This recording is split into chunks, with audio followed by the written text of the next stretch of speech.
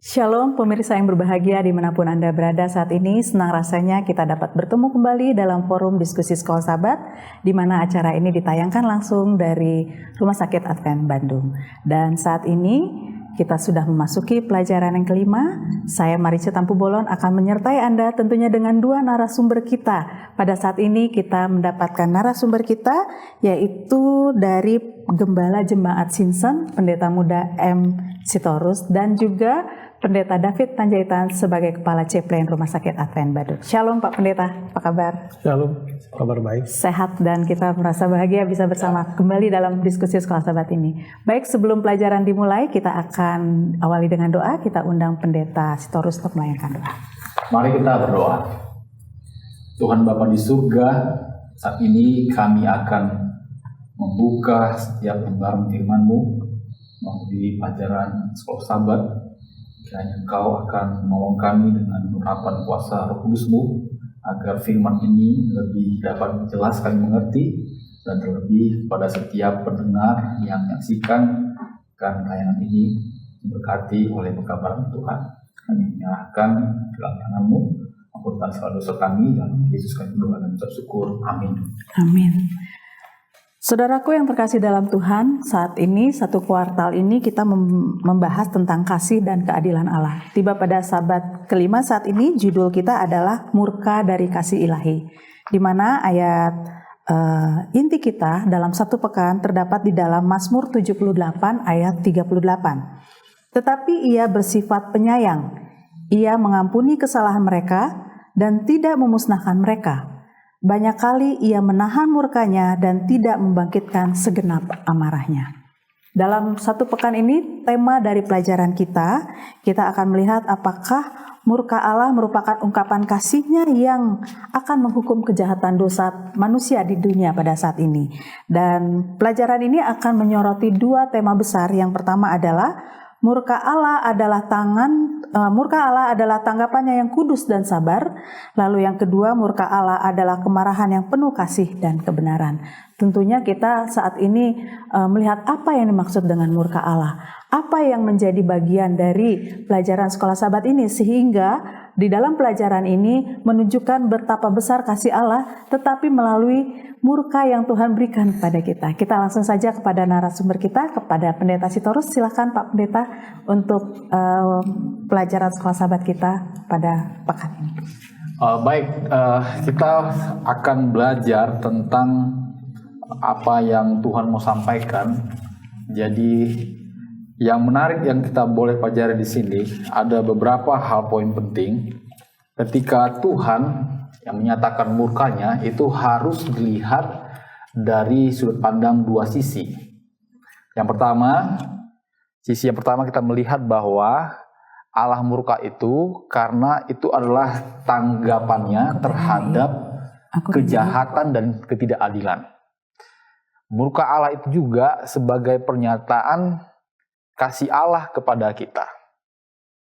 Jadi, ini harus dilihat secara lengkap.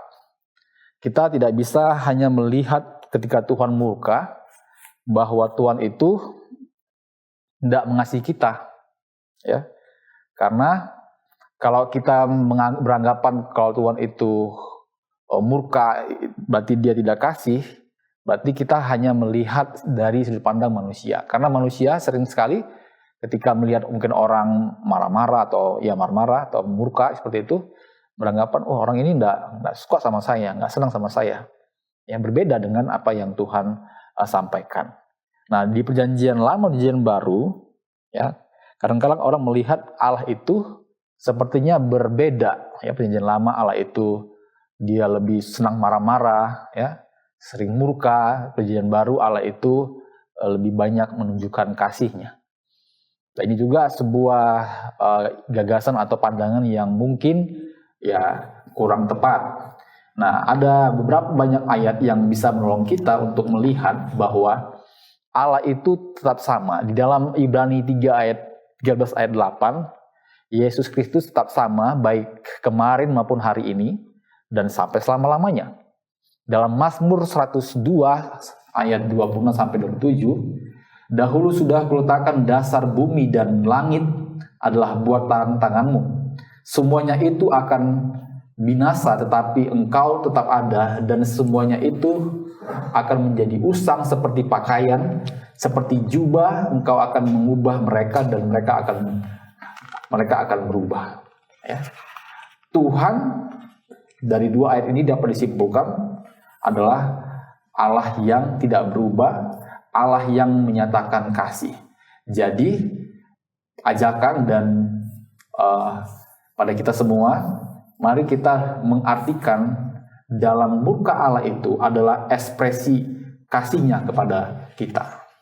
Baik, itu Kak Marica. Oke, baik. Terima kasih Pak Pendeta. Tadi saya tertarik dengan ekspresi ya. Tadi murka Allah itu menunjukkan ekspresinya, kasihnya kepada manusia. Mungkin Pak Pendeta Panjaitan bisa menjelaskan murka Allah itu apakah menunjukkan ekspresi kepada manusia? Apakah Allah harus marah, harus murka dulu untuk menunjukkannya, atau ada dengan cara yang lain?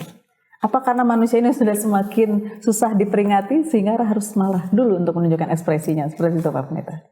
Oke, terima kasih Marica. Pertanyaan untuk Marica khususnya buat kita. Berapa kali dimarahin mama dulu? Sering. Waktu kecil ya Pak Pendeta. Kalau sekarang udah. Pertanyaan keduanya adalah sering dimarahin oleh orang tua, apakah sesering itu juga orang mama nggak mencintai kita? Dia sayang ya. Oke. Dan biasa ini tidak, saya bukan katakan mamanya Marica, biasa orang tua itu katakan begini, karena aku sayang sama Muna, makanya mama marah. Iya. Jadi dia marah terhadap anak itu atau terhadap perbuatan anak itu.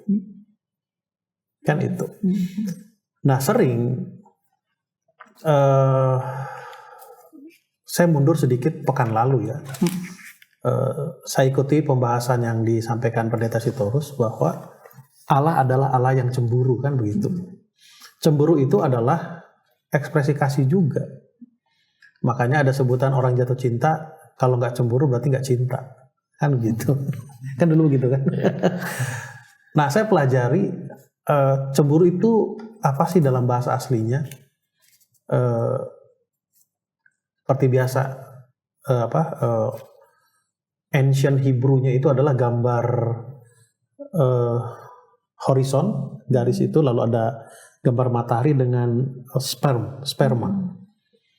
Nah ini dua gambar ini digabungkan mempunyai arti bahwa seperti induk burung mengumpulkan berbagai material untuk membentuk sarang. Nah, apa yang dilakukan induk burung di sana? Memelihara, melindungi telurnya, menetaskan, mengerami telurnya, lalu menetas, lalu memberi apa? Memberi makan. Nah, tidak sampai di situ.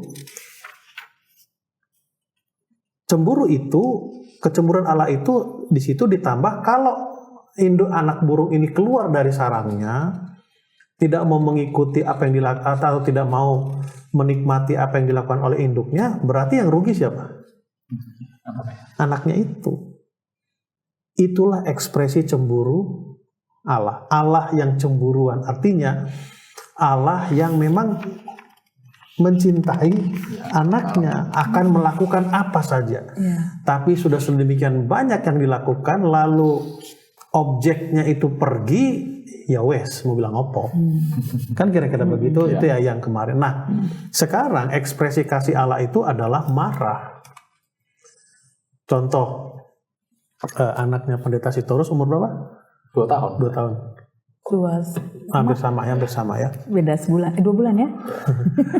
Lalu tiba-tiba ada orang mau cubit anak kita. Apa kita senyum atau gimana? Protect it. Ada yang mau ganggu anak kita, marah kita kan? Marah kita itu apakah ekspresi benci? Bukan. Tidak.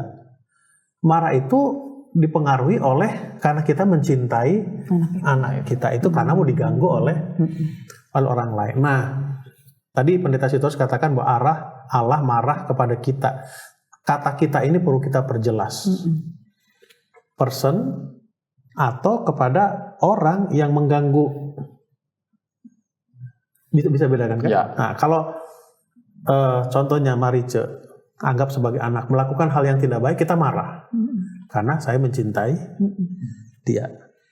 Anggap anak. Lalu ada orang yang mau mengganggu dia, marah ke sini. Kenapa? Karena mau mencintai ini. Bisa dapatkan. Nah, memang di sekolah sahabat kita diceritakan tentang Yesus marah di mana? Di Ka'bah. Ya. Betul ya? Ada 2 ayat itu yang saya ingat.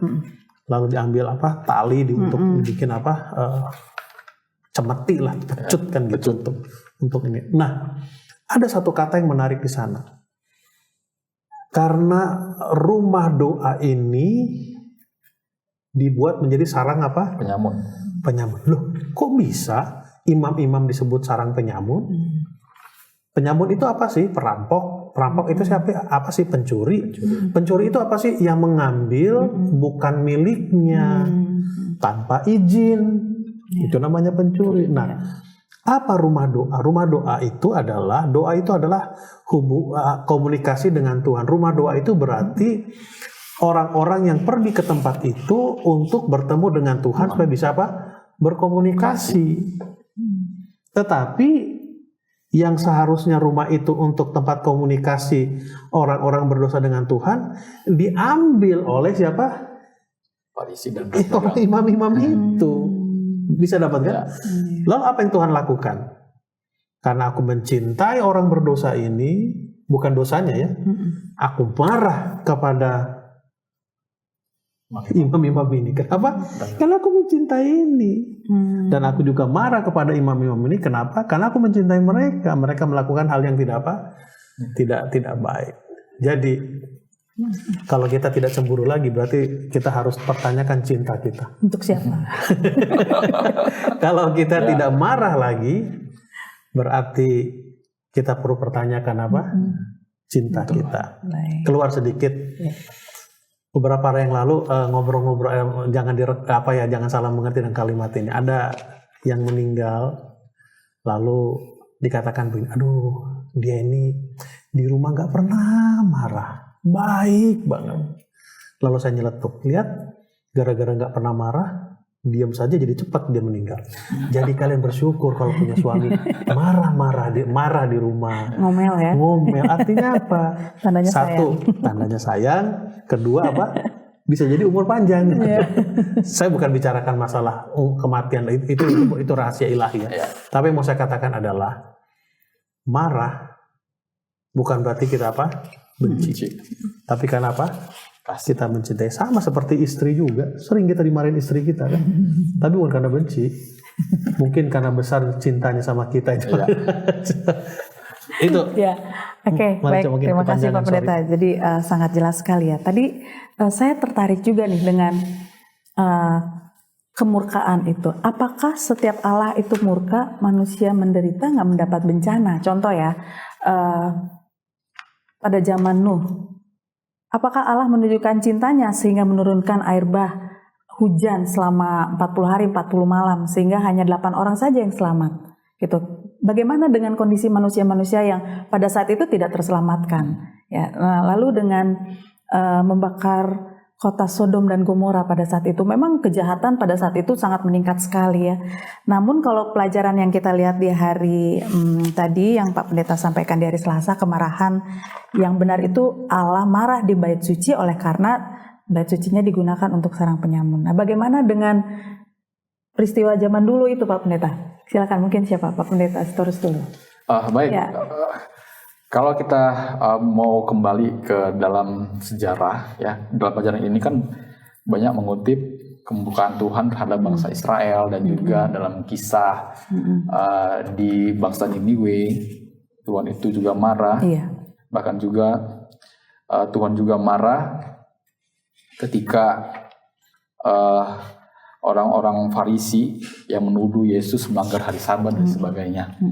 Jadi kemarahan Tuhan itu sebenarnya adalah puncak dari kesabarannya. Jadi Tuhan itu ketika melihat pelanggaran dari baik itu secara bangsa ataupun secara pribadi, sebenarnya Tuhan itu sudah berikan waktu untuk si orang itu atau serbangsa itu untuk bertobat ataupun meninggalkan kesalahannya.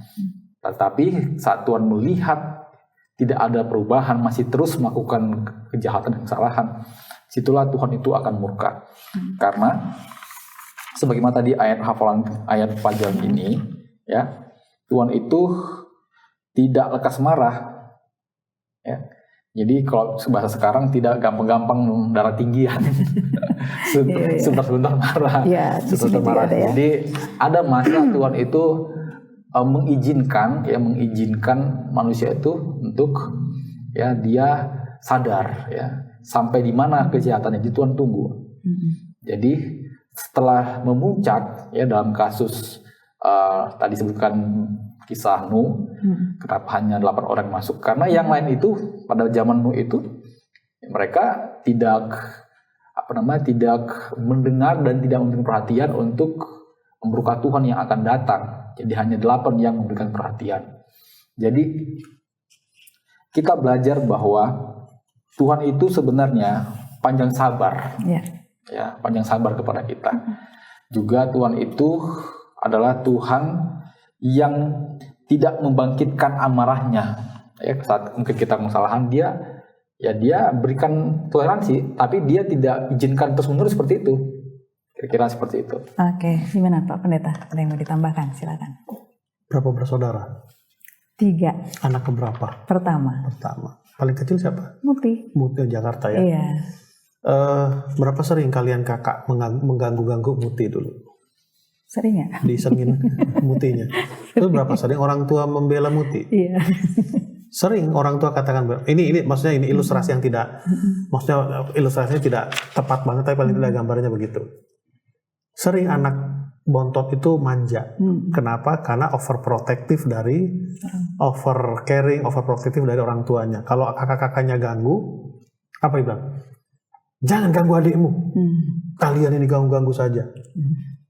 Lalu kalau si kakak ini terus mengganggu adiknya, apa yang dilakukan orang tua? Pukul, kan? Kenapa? Lebih bagus kehilangan ini daripada kehilangan yang ini. Nuh, Sodom dan Gomora, dan banyak peristiwa lainnya, Tuhan melihat lebih baik kehilangan sana daripada perbuatannya mempengaruhi sedikit ini. Kan begitu.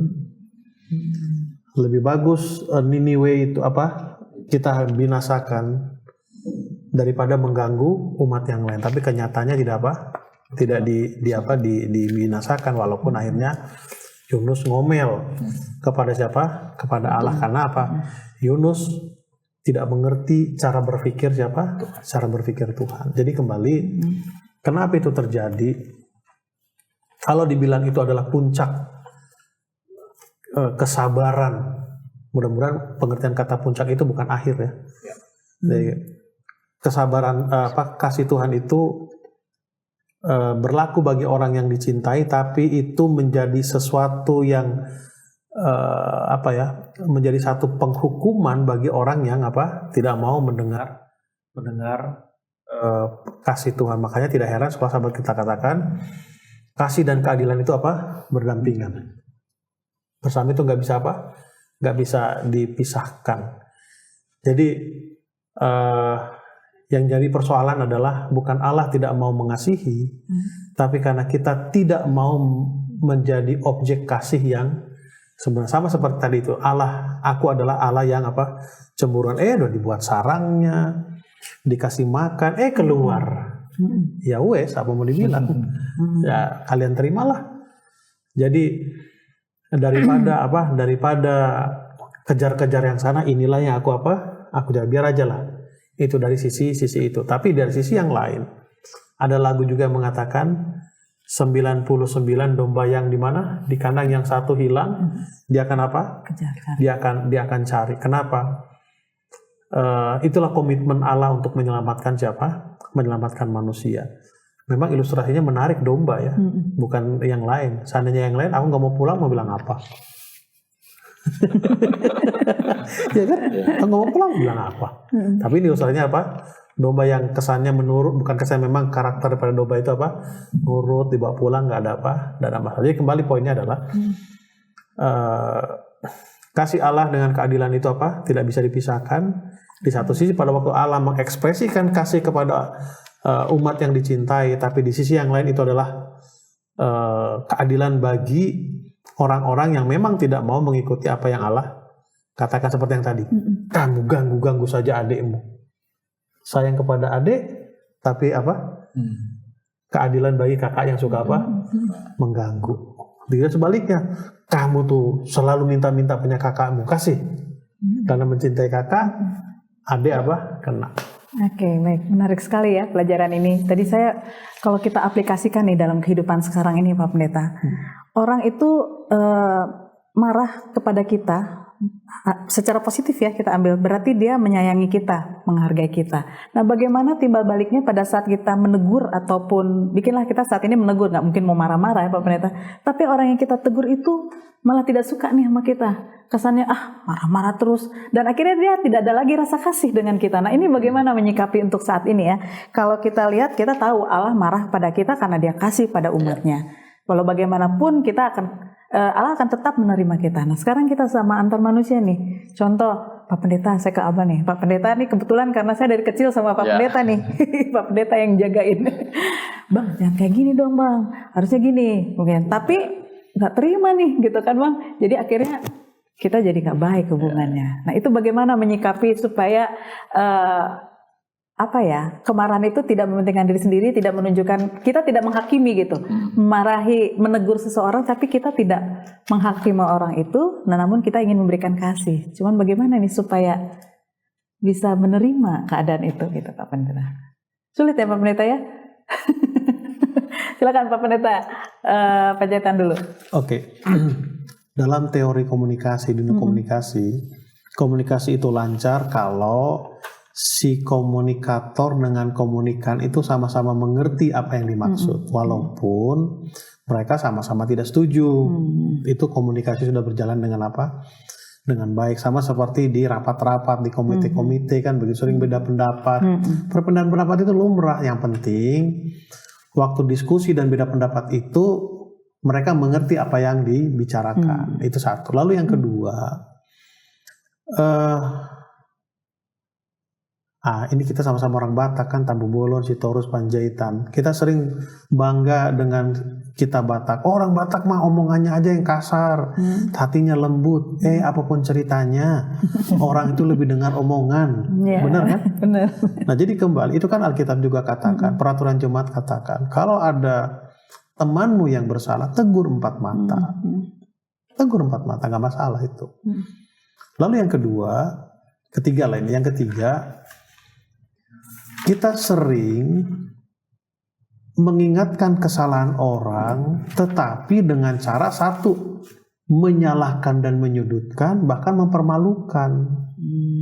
Di sini problemnya kan, karena kita ini punya ego. Ini ya, kalian masih umur 2 tahun anaknya ya. Anak kami udah umur 25 tahun. Dan Pendeta Sitorus dengan Marice tahu, saya sering ditegur oleh anak saya. Iya. Dia pernah menjadi anggota komite gereja kan, dia tegur saya. Dedi, mari dulu. Kenapa nak? Dedi, itu caranya salah. Saya sebagai orang tua melatih diri untuk mendengar. Oh gitu nak ya? Iya, Dedi salah. Kenapa? Saya wajar. Karena dia bandingkan dengan cara rapat di kantornya. Kan berbeda. Rapat di kantor dengan rapat di gereja kan berbeda. Nah, saya sebagai pihak yang ditegur, saya coba berterima. Oh gitu ya nak ya? Oke nak, terima kasih. Tapi saya olah. Demikian sebaliknya. Saya berputar cara berpikir. Bagaimana caranya saya menegur anak saya ini? Kenapa saya katakan seperti itu? Mungkin teman-teman tahu. Jeremy itu pemain saksofon. Seorang pemusik itu sensitif perasaannya. Makanya pemusik itu jarang bisa berteman. Karena teman-temannya nggak ngerti perasaannya. Bicara apa? Seniman itu jarang berteman, sendiri aja. Kenapa? Karena banyak orang yang nggak mengerti dengan perasaan dia. Perasaan seniman maksud saya. Jadi saya harus berpikir bagaimana saya menasihati, menegur Jeremy supaya dia tidak merasa dipermalukan dan dipersalahkan. Saya tidak pernah menegur dia di depan umum, walaupun dia salah. Tapi setelah di rumah, saya masuk ke kamarnya, saya tidur di tempat tidurnya, lalu kami ngobrol. Mantap. Tadi ada apa? Ya. Biasa kan manusia itu membela diri, defense kan. Gini. Oh kayak gitu. Lalu saya bilang, saya coba berbalikan. Coba kamu gini gimana? Ya juga ya dia. Ya juga ya katanya. Saya lakukan ini karena saya pun diperlakukan seperti itu sama orang tua saya. Orang tua saya tahu itu dari tulisan Rahasia Mendidik Anak. Betul. Jadi jangan pernah permalukan anak kita di depan umum. Salah, benar, diam. Kecuali ini sudah menyangkut nyawa ya. Itu lain cerita. Sudah menyangkut nyawa, kita harus ambil action. Tapi ini kalau masalah kekurangan, kesalahan. Oke, terima kasih. Gimana Pendeta Sitorus kali ya? Saya hanya menambahkan sedikit ya. Iya. Sebagaimana kita mungkin belajar di renungan pagi ya, di hari kalau nggak salah itu hari Selasa atau hari Senin, ayatnya dalam Efesus 4:27. Jadi apabila marah, janganlah kita berbuat dosa. Jadi marah itu sebenarnya baik, karena marah itu adalah mengeluarkan energi negatif. Tetapi kan jangan energi negatif itu akan berpindah ke yang kita sampaikan ke penerima, menjadi kesakiti. Nah, jadi adalah baik kalau kita mengekspresikan kemarahan itu dengan cara-cara yang tidak menyakiti, ya, tidak menyinggung, tetapi yang kita maksudkan adalah pesan itu dapat diterima. Tujuan kita kan adalah bagaimana supaya orang yang mungkin dinasihati atau orang ditegur itu mengerti kalau dia melakukan kesalahan dan tidak akan melakukan kesalahan. Itu saja yang kita mau tekankan. Ya, jadi kita fokus ke sana. Jadi dengan cara-cara ini kita bisa mengendalikan amarah dengan baik sehingga tidak akan memunculkan mungkin persoalan yang baru ataupun masalah yang baru, sehingga misalkan saya tadi mau negur misalkan Kak Marica, ada yang mungkin salah, cara saya salah, Kak Marica marah ke saya, jadi akhirnya kita sama-sama marah. Dia nggak baik kan ya Pak Pendeta? Iya. Jadi ini yang perlu untuk disampaikan dengan baik. Nah, kalau marah Tuhan dalam pelajaran kita ini adalah marah yang saleh, marah yang mempertahankan prinsip kebenaran, marah yang melihat kesalahan dan ingin memperbaiki. Jadi itu bukan perubahan suasana hati, ya tiba-tiba sensi marah-marah, tidak suka sama orang tiba-tiba marah, enggak. Karena dia ingin agar orang atau manusia ya jangan berbuat salah lagi, sehingga dia harus marah. Nah, di dalam Alkitab kalau kita melihat di dalam Mazmur 7 ayat 12 katakan Allah itu hakim yang adil dan Allah itu murka setiap saat. Nah, ini juga menerangkan bahwa Allah itu murka setiap saat. Nah, apakah dia marah-marah terus? Enggak juga. Setiap kali manusia kita lah katakan yang bersalah, dia akan selalu marah, akan selalu ingatkan, tegur dan sebagainya. Dalam pelajaran kita ini ya, mengutip bagaimana perjalanan bangsa Israel dalam Mazmur 78, Tuhan itu sudah tunjukkan kasih-Nya. Ya, Tuhan itu telah tunjukkan bagaimana mereka dibawa keluar dari Mesir dan dalam perjalanan mereka memberontak. Tuhan itu marah. Tapi bukan karena sensitif, bukan karena hatinya lagi kacau atau bagaimana, tapi dia fokus untuk pesan yang mau disampaikan. Dan ini yang kita perlu tiru. Ya. Jangan kita marah karena mungkin lagi nggak enak sama si A, tapi terbawa suasana hati kita marah juga ke si B.